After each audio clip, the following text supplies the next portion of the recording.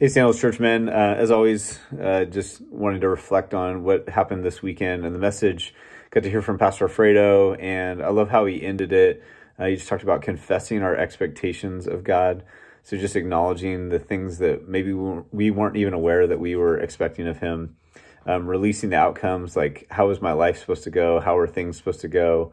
To be open-handed and trust that God is God and we don't have to be him. And what small thing is God working in? And I wanted to just camp there a little bit. I loved how he just tied in the things that seem insignificant can really be significant. And I think I don't know if it's a man thing or a people thing, but people want to feel significant somewhere. And so if you go to any like bowling alley, karaoke place, small concert venue, bar, sporting thing, gym, whatever it is, there's always guys there that are trying to matter in front of at least a few people. They want to be significant in their little sphere of influence or the thing that they're interested in. And I think what's missing for a lot of us is that we fail to see that Jesus already says that we're significant and that we get our significance from him because he loves us as a loving father. And that the things that we contribute are already good and significant. Right? The seeds that we sow, the things that we plant, the things that we're faithful with, God uses our effort and our faithfulness to do amazing things that are outside of our control, that are outside of our influence and sphere. And just as we don't control who our kids become, right? If you're a dad, you invest and you pour into, it just becomes something that God does something with, right? They are entrusted to him.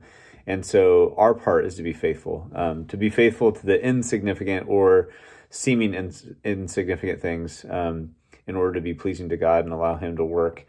And so I would just encourage you to look at what things that you've called insignificant that God doesn't see that way.